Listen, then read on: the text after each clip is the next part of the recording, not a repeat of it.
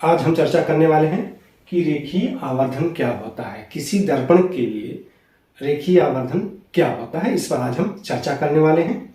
तो यदि हम थोड़ा सा रिमाइंड करें कि किसी दर्पण के सामने यदि वस्तुओं को भिन्न भिन्न स्थितियों में रखा जाए तो उसके संगत जो प्रतिबिंब बनता है उसकी लंबाई हमें कभी छोटी मिलती है, कभी बहुत छोटी मिलती है और कभी बड़ी मिलती है, जबकि कभी कभी बहुत बड़ी मिलती है।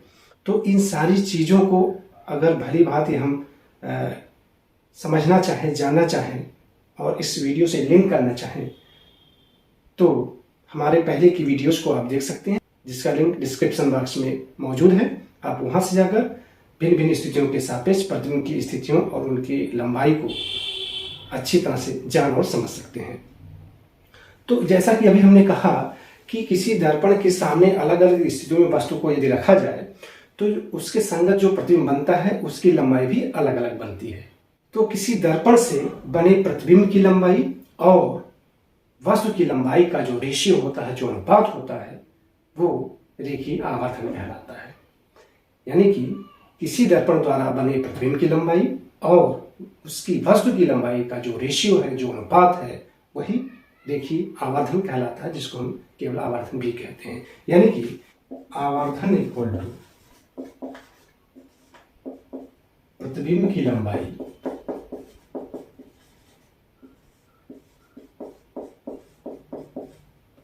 अपान वस्तु की लंबाई। अगर इसको हम सिंबॉलिक रूप में लिखना चाहें तो क्या मिलेगा? आवर्धन की इंग्लिश होती है मैग्निफिकेशन, तो इसको स्मॉल m लेटर से रिप्रेजेंट करते हैं। तो आवर्धन की जगह पर लिखे m इक्वल टू प्रतिबिंब का सिंबल इंग्लिश होता है इमेज, प्रतिबिंब की इंग्लिश होता है इमेज, जिसका फर्स्ट लेटर लिया जाए तो प्रतिबिंब की लंबाई का जो सिंबल है वो कैपिटल I अपान वस्तु की इंग्लिश होती है ऑब्जेक्ट, तो वस्तु की लंबाई के लिए वो सिंबल यूज किया जाए। यूज भी किया जाता है वस्तु की लंबाई को O से, प्रतिबिंब की लंबाई को I से। तो हमारा जो ये फार्मूला है आवर्धन इक्वल टू प्रतिबिंब की लंबाई अपान वस्तु की लंबाई, इसको सिंबॉलिक फॉर्म में हम लिख सकते हैं m equal to I by O। अब जरा इसकी मात्रक की बात करते हैं, यूनिट की बात करते हैं। चूंकि ये रेशियो है, दो लंबाइयों का रेशियो है, इस वजह से इसका कोई यूनिट, कोई मात्रक नहीं होगा। मात्रक इसका कुछ नहीं होता है। यानी कि जो आवर्धन है वो ये बताएगा कि जो प्रतिबिंब किसी दर्पण द्वारा बना है वो वस्तु के सापेक्ष कितनी गुना है। ये चीज हमें आवर्धन से ज्ञात होता है। तो अभी जो इक्वेशन, जो फार्मूला हमें मिला है m equal to I by O, ये वस्तु की लंबाई और प्रतिबिंब की लंबाई के टर्म में है। अगर ये इक्वेशन हमें u और v, u यानी कि दर्पण से वस्तु की दूरी और v यानी कि दर्पण से प्रतिबिंब की दूरी के टर्म में ज्ञात करना है, तो उसके लिए हमें एक डेरिवेशन करना होगा। तो उसको करके देखते हैं। हमें डेरिवेशन करना है, derivation of linear magnification in terms of u and v। तो चलिए मान लेते हैं हमारे पास कोई कॉन्केव मिरर है, कोई कॉन्केव मिरर है। ये प्रिंसिपल एक्सिस हो गया, ये प्रिंसिपल एक्सिस, ये पोल ध्रुव P, वक्रता केंद्र C, फोकस बिंदु F है। इसका जो अपर्चर है द्वारक M1 M2 है। सपोज इस वक्रता केंद्र के समीप कोई वस्तु AB रखी गई है, कोई वस्तु AB है, इस मुख्य अक्ष के ऊपर रखी गई है। इससे एक प्रकाश की किरण प्रिंसिपल एक्सिस के पैरेलल आपतित होता है और आफ्टर रिफ्लेक्शन ये फोकल पॉइंट से होकर जाएगा। सपोज एक और प्रकाश की किरण है, वो इस ध्रुव पर आपतित होती है, सपोज ये आई एंगल से आपतित होता है, आफ्टर रिफ्लेक्शन ये आई एंगल से ही परावर्तित हो जाएगा, जिसको हम रिफ्लेक्शन एंगल आर करते हैं। हमने कहा कि आई एंगल से ही रिफ्लेक्ट होगा, क्यों कहा? क्योंकि हम जानते हैं परावर्तन के द्वितीय नियमानुसार आपतन कोण सदैव परावर्तन कोण के बराबर होता है, यानी कि I इक्वल टू आर होता है। तो यहाँ पर हम देखते हैं कि एक परावर्तित किरण, ये दूसरी परावर्तित किरण एक दूसरे को यहाँ पर काट रहे हैं, तो प्रतिबिंब इस मुख्य अक्ष के लंबवत इस बिंदु से मिला दिया जाए तो ये प्रतिबिंब की लंबाई हो गई, यानी कि वस्तु AB के सापेक्ष जो प्रतिबिंब बना है वो बना है A dash B dash, A dash B dash. अब हमें यहाँ पर देखें दो ट्रायंगल मिल रही हैं, एक ट्रायंगल मिल रहा है AB और सेकेंड ट्रायंगल मिल रहा है A डैश B डैश और B, ये ट्रायंगल। तो इन दोनों ट्रायंगल को अगर हम गौर से देखें हमें दो चीजें निकल कर आती हैं। इसके लिए हम दोनों ट्रायंगल को यहाँ पर अलग से ड्रा कर लें ताकि चीजें बहुत ही क्लियर और स्पष्ट हमें समझ में आ सके। ये प्रिंसिपल एक्सिस है, वस्तु AB रखी गई है, हम पोल P बना लेते हैं इसके अकॉर्डिंग। ये लाइन यहाँ पर ड्रा किया गया है और यहाँ पर A डैश सपोज ये B डैश। अब ये दोनों ट्रायंगल में देखें कौन कौन सी ट्रायंगल हमें देखना है। ABP triangle ABP and triangle A dash B dash P में, A dash B dash P में हमें क्या चीज मिलती हैं?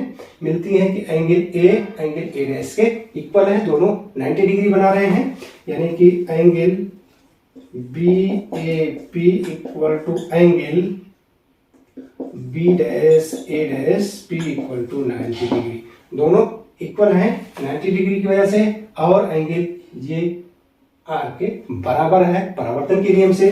तो इसके भी लिखें angle APB equal to angle A dash PB dash. अब यहाँ पर हमें इन दोनों ट्रायंगल में इसमें और इसमें दो एंगल आपस में इक्वल मिल रहे हैं, यानी कि ये दोनों ट्रायंगल सिमिलर ट्रायंगल हो गए। सिमिलर ट्रायंगल होने की वजह से इसमें हम सिमिलर ट्रायंगल की प्रॉपर्टी को अप्लाई कर सकते हैं। अतः समरूप त्रिभुज ABP और त्रिभुज A dash B dash P में इसकी जो ऊंचाइयां हैं वो A डैश B डैश है और AB, इन दोनों का रेशियो यानी कि A dash B dash upon AB, ये रेशियो इनकी करस्पॉन्ड यानी संगत भुजा के अनुपात के बराबर होगी।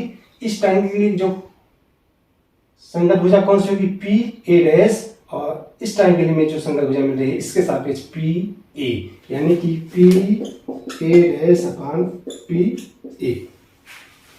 अब इनकी वैल्यूज को हम फाइंड करें। हम जानते हैं कि A डैश B डैश क्या है, A डैश B डैश क्या है? प्रतिबिंब है, और प्रतिबिंब की लंबाई को हमेशा हम I से प्रदर्शित करते हैं, यानी कि A dash B dash equal to I। जरा इसकी साइन पर गौर करें, चिन्ह पर गौर करें, क्योंकि ये मुख्य अक्ष के नीचे बना है तो इसकी लंबाई को हम नेगेटिव साइन के साथ लिखेंगे, तो यहाँ पर नेगेटिव साइन लगा दें। और सेकंड आता है AB की वैल्यू क्या होगी? यहां से देखें AB यानी कि हमारा AB वस्तु है और वस्तु की लंबाई को हम O से रिप्रेजेंट करते हैं, क्योंकि ये मुख्य अक्ष के ऊपर है तो ये प्लस साइन के साथ लिखा जाएगा, यानी कि AB इक्वल टू O। और नेक्स्ट PA डैश क्या है? यहां पर देखें PA डैश, P से लेकर A डैश तक का जो डिस्टेंस है वो कौन सा डिस्टेंस है? मिरर से प्रतिबिंब का डिस्टेंस है। हम जानते हैं कि मिरर से प्रतिबिंब की जो दूरी होती है वो V सिंबल से लिखी जाती है, यानी कि PA dash equal to V होगा। इसकी साइन पर जरा गौर करें, क्योंकि ये मिरर के बाईं तरफ मेजर की जा रही है तो जाहिर सी बात है ये भी नेगेटिव साइन के साथ लिखा जाएगा। और हमें मिलता है PA रे डायग्राम में देखें क्या है? P से लेकर A तक का डिस्टेंस, ए बी वस्तु है, यानी कि दर्पण से लेकर वस्तु तक की दूरी को हम U सिंबल से रिप्रेजेंट करते हैं। तो PA इक्वल टू हो जाएगा U।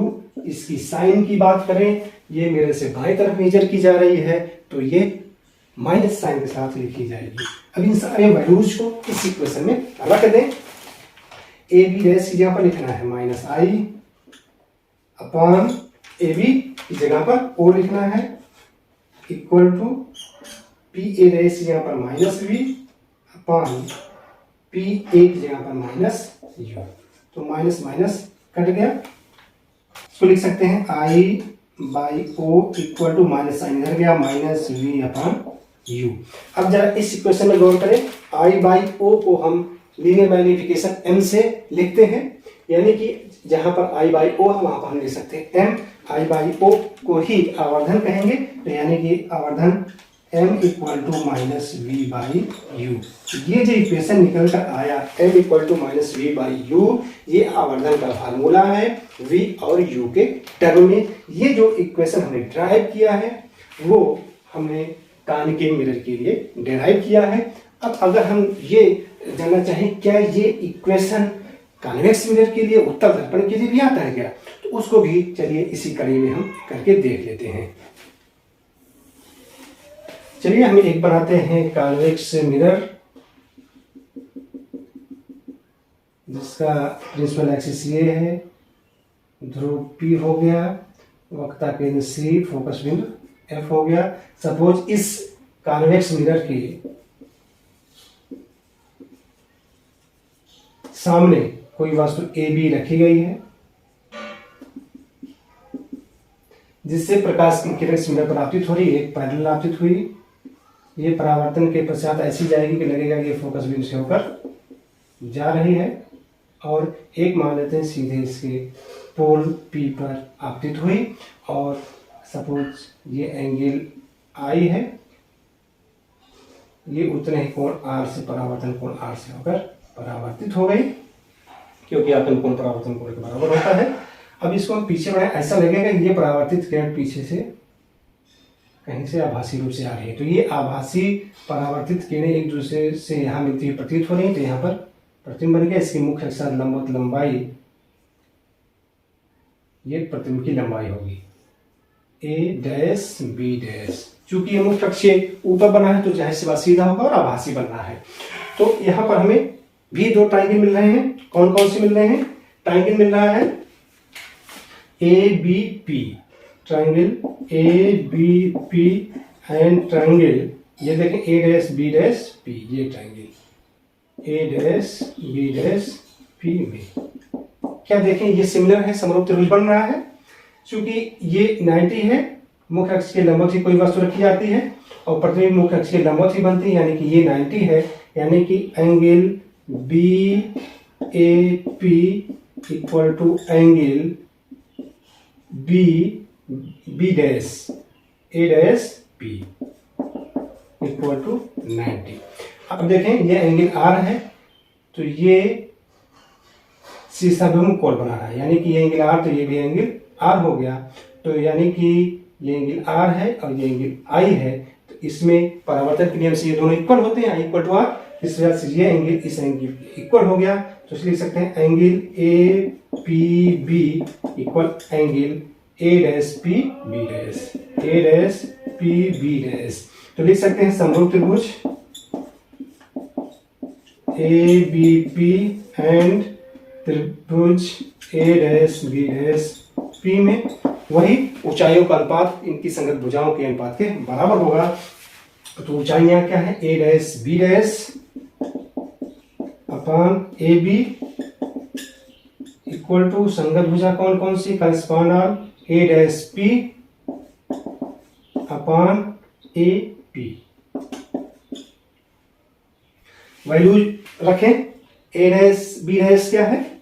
A dash B dash है प्रतिबिंब है, और प्रतिबिंब की लंबाई को I से लिखते हैं, तो A डैश B डैश की को हम लिख सकते हैं I।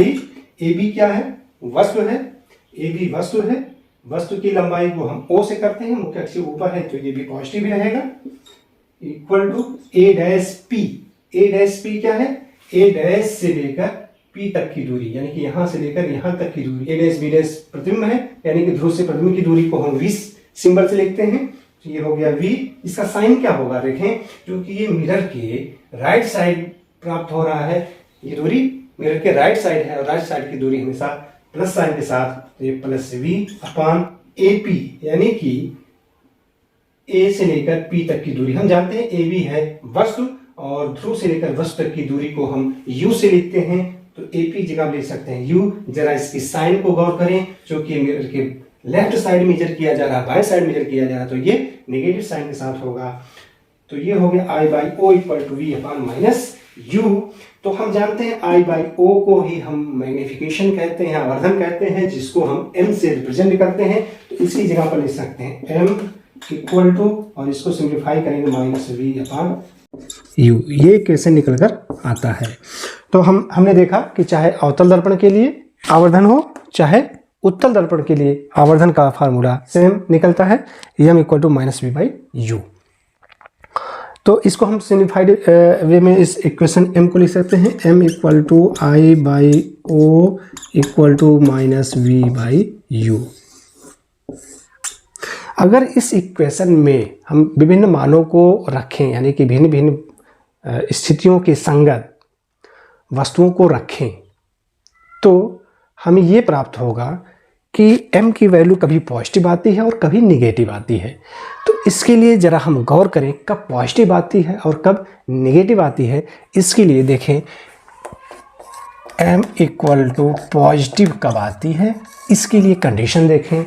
कंडीशन का मतलब ये है प्रतिबिंब के बारे में क्या धारणा बनेगी। देखें m पॉजिटिव कब होगी, इसके लिए हम दोनों फार्मूले के थ्रू जान सकते हैं, यानी कि m equal to i by o के थ्रू भी हम जानने की कोशिश करेंगे, और m equal to minus v by u, इस इक्वेशन के थ्रू भी हम ये जानने की कोशिश करेंगे कि m की वैल्यू कब पॉजिटिव होती है। यहाँ पर देखें हमने एक कॉन्वेक्स मिरर लिया है, जिसमें वस्तु ए बी का प्रतिबिंब ए डैश बी डैश आभासी और सीधा बना है। यहाँ पर हम वैल्यू आई में देखें, आई यानी कि इमेज प्रतिबिंब, ये मुख्य अक्ष के ऊपर बना है। हम जानते हैं कि मुख्य अक्ष के ऊपर की जो लंबाइयाँ होती हैं वो पॉजिटिव साइन के साथ लिखी जाती हैं, यानी कि यहाँ पर जो आई की वैल्यू होगी वो पॉजिटिव साइन के साथ लिखी जाएगी, पॉजिटिव। और ओ यानी कि ऑब्जेक्ट यानी कि वस्तु, ये मुख्य अक्ष के ऊपर है ही, यानी कि ये पॉजिटिव होगी। तो ऐसी स्थिति में हमें मिलता है कि ओ भी पॉजिटिव, आई भी पॉजिटिव। ऐसा होने पर m की वैल्यू पॉजिटिव मिलती है। m की वैल्यू पॉजिटिव मिलती है कब, जब इमेज हमारा आभासी होता है, यानी कि आभासी और सीधा। जब आभासी होगा तो सीधा होता है। तो हम कह सकते हैं कि जब प्रतिबिंब आभासी और सीधा हो, ऐसी स्थिति में m पॉजिटिव मिलता है। कब मिलता है, जब प्रतिबिंब आभासी और सीधा हो। जब प्रतिबिंब आभासी और सीधा होगा, ऐसी स्थिति में m आवर्धन पॉजिटिव मिलेगा। और इसके अकॉर्डिंग देखें, इस फॉर्मूले m equal to minus v by u, इसके अकॉर्डिंग देखें जब आभासी और सीधा है तो ऐसी स्थिति में क्या होगा, जो v की वैल्यू होगी वो पॉजिटिव आएगी। क्यों? क्योंकि इमेज हमारा ए डैश बी डैश है, ये ध्रुव से राइट साइड मेजर की जाएगी। तो ऐसी स्थिति में v की वैल्यू पॉजिटिव होगी। तो v की वैल्यू यहाँ पर पॉजिटिव होगी। और u की वैल्यू देखें, वस्तु हमारा ए बी है, u कहाँ से, ध्रुव से वस्तु तक की दूरी u होती है। ये दूरी u जो कि हम देखते हैं कि ध्रुव से बाएं साइड है, यानी कि ये दूरी नेगेटिव होगी। तो इसको नेगेटिव रखेंगे तो क्या माइनस माइनस कट जाएगा। तो ऐसी स्थिति में m क्या आ जाएगा, पॉजिटिव आ जाएगा। कब, जब इमेज प्रतिबिंब हमारा आभासी हो, यानी कि सेम कंडीशन यहाँ पर भी लागू होती है। चाहे इस फार्मूले के थ्रू देखें, चाहे इस फार्मूले के थ्रू, हमें क्या मिलता है कि जब प्रतिबिंब आभासी और सीधा बनता है, ऐसी स्थिति में आवर्धन मैग्निफिकेशन m पॉजिटिव प्राप्त होता है। अच्छा, अब ये देखें कि नेगेटिव कब प्राप्त होता है, m की वैल्यू नेगेटिव कब होगी। इसके लिए देखें,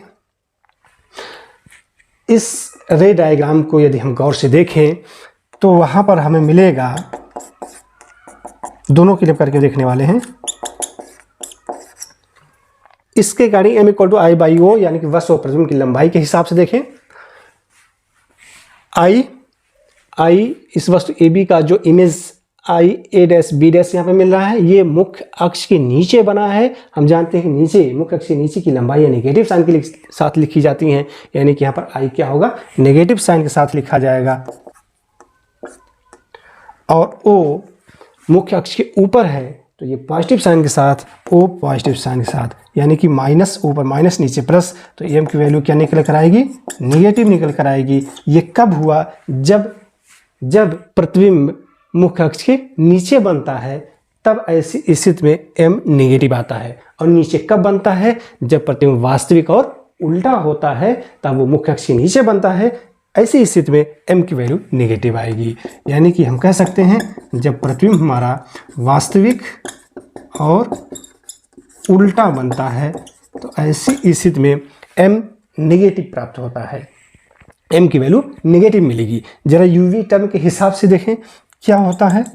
v क्या होगा, ये देखें ध्रुव, ये a डैश b डैश प्रतिबिंब है, ये हम ध्रुव से बाएं साइड मेजर कर रहे हैं, बाएं साइड की दूरी नेगेटिव साइन के साथ, यानी कि यहाँ पर v नेगेटिव होगी।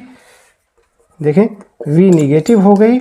और u क्या होगा, u वस्तु ए बी है, ध्रुव से वस्तु की दूरी u होती है, ये भी बाएं साइड मेजर किया जा रहा है, बाएं साइड मेजर करने की वजह से ये भी नेगेटिव होगी। नेगेटिव नेगेटिव कट गया, फिर किस में वैल्यू आ गई, ये नेगेटिव में ही आ गई। यानी कि फिर हमें m नेगेटिव ही मिलता है। कब, सेम कंडीशन, जब वो मुख्य अक्ष के नीचे बनता है, यानी कि वास्तविक और उल्टा बनता है। तो यहाँ पर हमें ये समझने को मिला कि जब प्रतिबिंब वास्तविक होगा, ऐसी स्थिति में m आवर्धन नेगेटिव साइन के साथ लिखा जाएगा।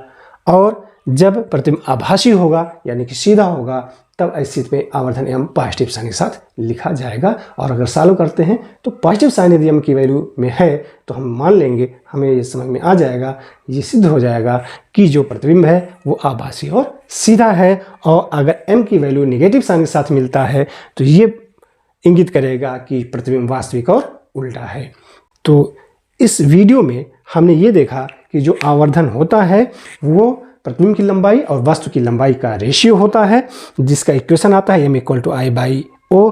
और u v के टर्म में देखें तो m equal to minus v by u. ये बोथ मिरर के लिए है, कॉन्वेक्स एंड कॉनकेव, यानी उत्तल और अवतल दर्पण दोनों के लिए हमें m equal to minus v by u मिलता है। एक इक्वेशन और भी है, m equal to i by O.